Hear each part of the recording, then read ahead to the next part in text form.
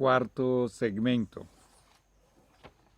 la parte 4 del capítulo 7, Ellen Gold Harmon, sierva del Señor, del curso de 36 lecciones a las puertas del cielo.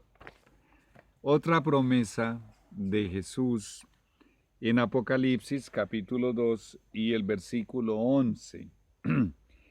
El que venciere no sufrirá daño de la segunda muerte. Imagínate, porque el que venciere estará disfrutando de vida eterna. La segunda muerte no tiene ningún poder sobre estos, dice el capítulo 20 del Apocalipsis. Vamos pues para la pregunta número 8. Pregunta número 8.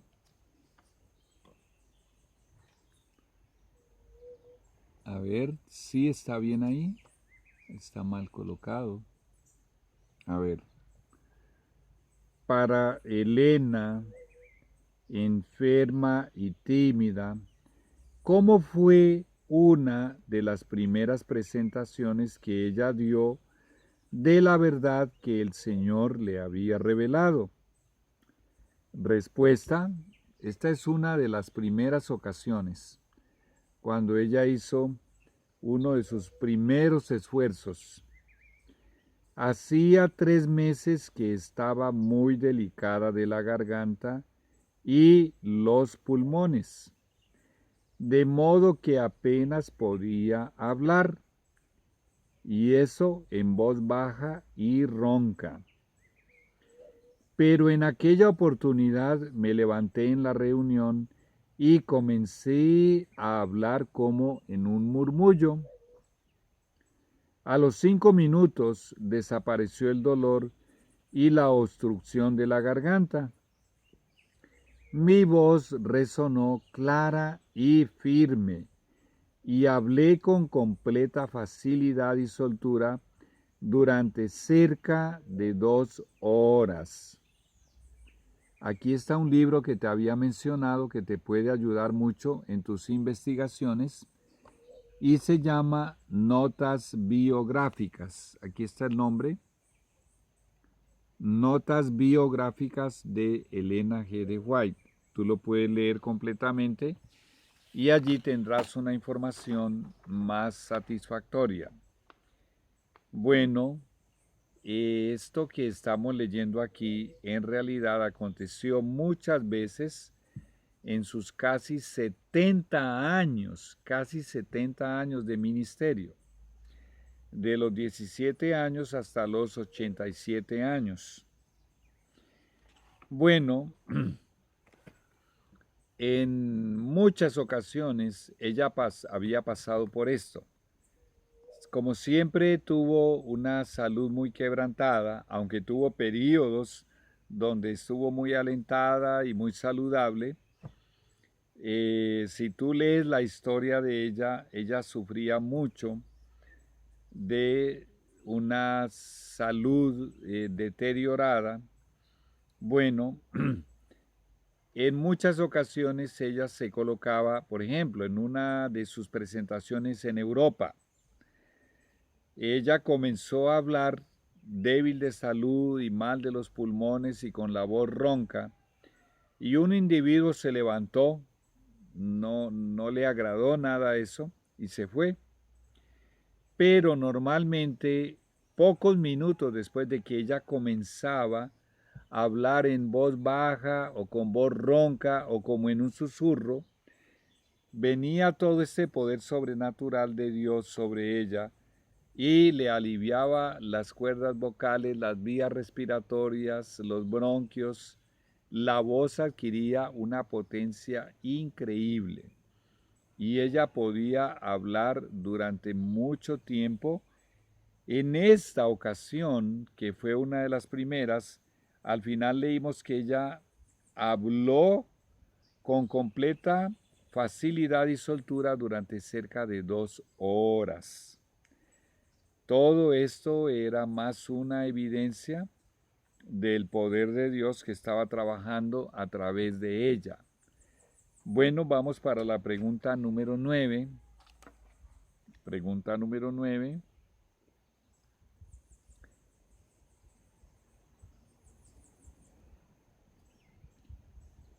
A ver, número 9. ¿Qué nos dice Elena? Perdón. ¿Qué nos dice Elena de sus primeros viajes llevando la verdad? Bueno, la verdad es que hay mucha información. Esto es solamente una parte de tantas cosas, tanta información que hay. Por entonces se me mostró que era mi deber visitar a nuestros hermanos de New Hampshire. Eso estaba a unos 45 kilómetros más o menos de Portland. Bueno, mi constante y fiel compañera en esta oportunidad era Luisa Foss. Ahora, ¿quién era Luisa Foss? Aquí dice que era una hermana de Samuel Foss. Pero ¿quién era Samuel Foss? Samuel Foss era el esposo de su hermana María. Bueno, nunca podré olvidar su atención bondadosa y hay que voltear aquí para continuar leyendo. Ay, Señor, ayúdame. Muy bien, acá también volteamos. Y hermanable hacia mí durante mis viajes. También nos acompañaban el pastor Files y su esposa, que eran antiguos y valiosos amigos de mi familia, el hermano Ralph Haskins y el pastor Jaime White o James White. Esta sigla que tú ves aquí, NB, es para notas biográficas, el libro que acabé de mencionar, de la página 84 y el párrafo 1. Bueno, recuerda que ella finalmente se casó con este pastor James White, que para español se traduce como Jaime White. Muy bien, entonces ella tenía diversas personas que la acompañaban y a veces iban varias personas con ella. Vamos para la pregunta número 10. ¿Qué narra ella acerca del fanatismo que había surgido después del gran chasco de 1844? Veamos la respuesta. Ella misma narra. Al regresar a Portland, tropecé con pruebas notorias de los desoladores efectos del fanatismo. Recuerda que el diablo se aprovechó del gran chasco, de la gran decepción de 1844, que la enorme mayoría de los evangélicos que habían abrazado el mensaje del segundo advenimiento del grupo milerita, de los adventistas, apostató, recuerda todo eso, y en medio de esa apostasía, pues obviamente el diablo saca ventaja de absolutamente todo. Y repito, había multiplicado el número y la cantidad de grupos y de iglesias llenas de fanatismo, de mesmerismo, de gritos. Unos lloraban y lloraban sin parar, otros reían y reían sin parar, otros se revolcaban y se contorsionaban en el suelo, supuestamente porque estaban llenos del Espíritu Santo. Había un tal movimiento de un grupo que se llamaba de la carne santa, y ellos decían que sí, que Jesús ya había venido en 1844, que había que creerlo por fe y que ya no había que trabajar. Y esto era una avalancha de locura tras locura, y el Señor la colocó para ir a pequeños grupos de fieles que se mantenían fieles, pero que estaban confundidos con tantos movimientos que surgieron. Y a veces en esos pequeños grupos de fieles el diablo colocaba algún elemento que traía distracción o traía confusión o alegaba o contradecía, pero todos esos instrumentos finalmente, si no se arrepintieron, hubo uno que otro que se arrepintió y se convirtió y llegó a creer en las visiones, pero mientras ella contaba sus visiones o traía la luz de la verdad de Dios, el diablo le interrumpía muchas veces, o entonces paralelamente reunía a algunas de las personas que habían escuchado a Elena de White para murmurar contra ella y para desacreditarla. Y bueno, y hasta el día de hoy, cuando estamos a 105 años después de su muerte, el diablo continúa denigriendo y desprestigiando el testimonio de Jesús y el trabajo y la obra y la vida de esta santa mujer, de esta última profetisa. Vamos pues a continuar leyendo. Estamos por aquí, por donde dice la palabra algunos. Vamos a ver si lo colocamos de la mejor manera posible. Algunos se figuraban que la religión consiste en mucha excitación y ruido. ¿Suena familiar esto? ¿No se ha multiplicado para estos últimos días antes de la segunda venida de Jesús el fanatismo de una enorme cantidad de iglesias milagreras con unos altoparlantes a todo volumen que parece que le va a explotar a uno la cabeza y que los tímpanos van a explotar? Y las personas van allí por la excitación, porque les fascina lo excitante y lo emocionante y lo sentimentalista y lo enfermizo, y con todo ese fanatismo son engañados y son hipnotizados y son confundidos. Bueno, pues mira desde dónde viene esto. Estamos viendo el nacimiento de esos movimientos carismáticos y pentecostales que se han multiplicado por todo el mundo. Cuídate de esos lugares. El apóstol Pablo dice que todo el servicio a Dios debe hacerse decentemente y con orden. Si hay alguien y algún lugar en el cual se deba expresar reverencia, decencia, orden, organización y solemnidad, es la Santa Iglesia de Dios y son los cultos de adoración y de alabanza a Dios. Cuídate de esos lugares. Vamos a seguir leyendo. Bueno, seguimos aquí. Solían hablar. Por aquí está. Solían hablar de manera que irritaba a los incrédulos y concitaba el odio contra las doctrinas que enseñaban y contra ellos mismos. Todo esto para desacreditar el cristianismo, obviamente. Entonces se regocijaban de verse perseguidos.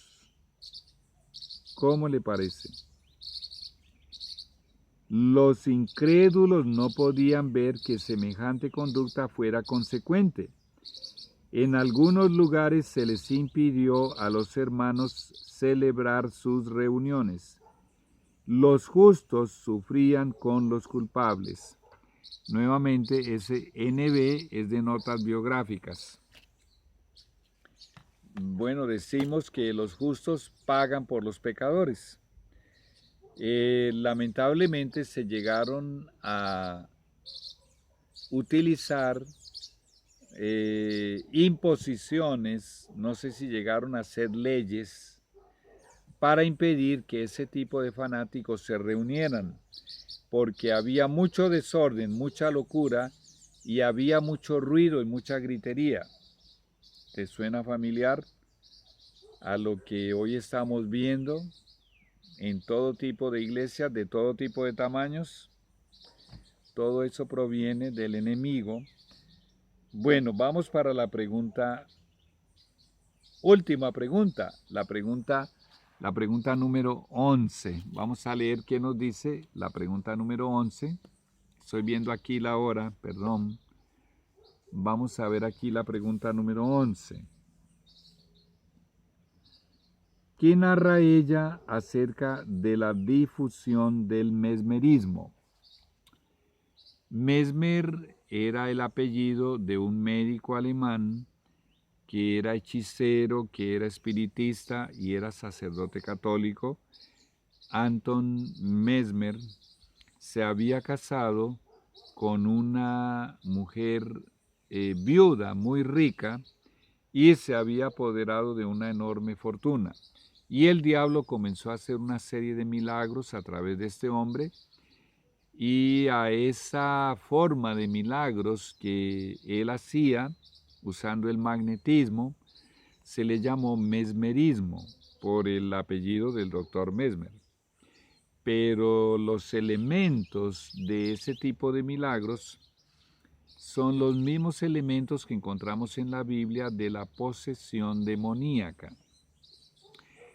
Esta moda se extendió por muchos países del mundo, obviamente que inundó Estados Unidos, y el diablo, viendo que esto estaba desacreditado, le cambió el nombre para hipnotismo.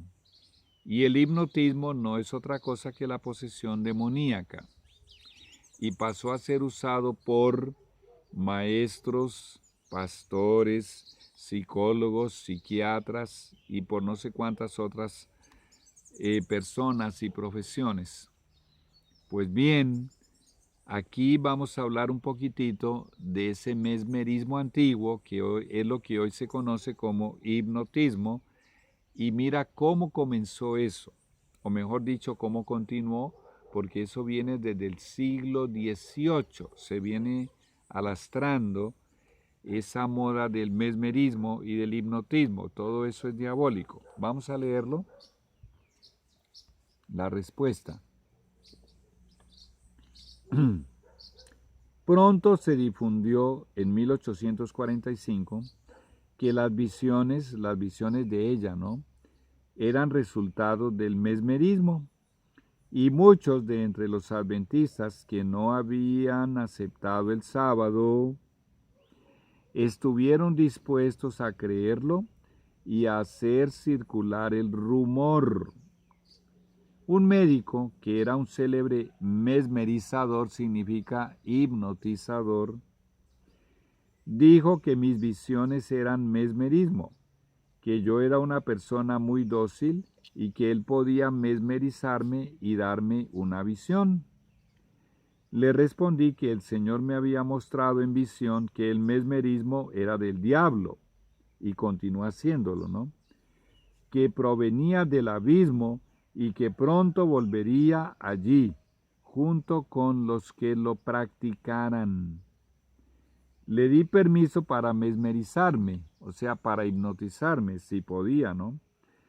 Lo probó durante más de media hora, recurriendo a diferentes operaciones, y finalmente renunció a la tentativa. Por la fe en Dios pude resistir su influencia y esta no me afectó en lo más mínimo, y esto lo encontramos en Primeros Escritos en la página 21. Ya el diablo había difundido y había esparcido más de 500 visionarios y profetas falsos. Y cuando alguien se levantaba, ¡hey! Tuve una visión, tuve un sueño, pues obviamente que la sospecha y la desconfianza era lo primero que el público sentía, eran los primeros sentimientos. Y esto desacreditó muchísimo el cristianismo, En esas condiciones de completa apostasía, de multiplicación del espiritismo, del hipnotismo, del mesmerismo, del pentecostalismo, de los movimientos fanáticos de todo tipo, el Señor fue levantando esta iglesia adventista del séptimo día. Y obviamente que su instrumento más poderoso y su sierva más importante para ese proceso, obviamente que fue su última profetisa, Ellen Gold Harmon, que después pasó a llamarse Ellen Gold White. Bueno, y llegamos ahora a mi decisión. Vamos a leer la letra A.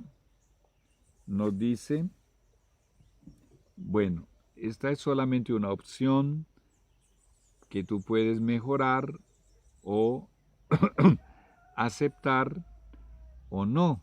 Es una invitación del Señor a través de este instrumento. Vamos a leer la letra A. Mi decisión. Quiero leer e investigar más acerca de la vida y obra de Elena Gold White. Yo te invito, toma un libro de estos, antes de abrirlo, órale al Señor y pregúntale, ¿es esto realmente inspirado por el Espíritu Santo? ¿Es Dios hablándome a través de un vaso de barro?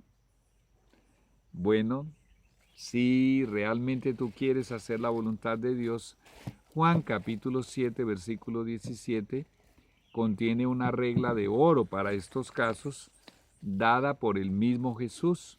Él dijo, el que quiera hacer la voluntad de Dios, conocerá si lo que se le está enseñando, lo que se le está presentando, proviene de Dios o no. Muy bien. Y la segunda, la letra B, dice, quiero estudiar hasta comprobar que el testimonio de Jesús realmente proviene de Jesús. ¿Ok? ¿Es una decisión tuya? Bueno, si así lo es, puedes entrar en contacto conmigo. Vamos a concluir con una oración, pero no sin antes anunciarte cuál será el capítulo 8.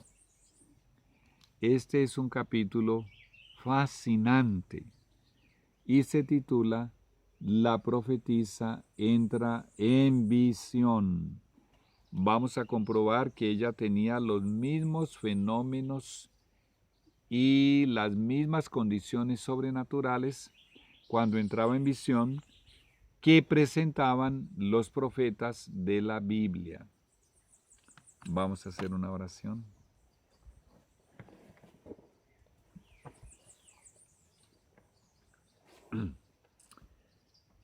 Señor y Dios, gracias una vez más, por tu Santa Biblia y por el testimonio de Jesús, el espíritu de profecía. Yo personalmente, Señor, Jehová de los ejércitos, yo personalmente he comprobado que todo este material, toda esta obra proviene de ti, Señor, que fue inspirada por el Espíritu Santo.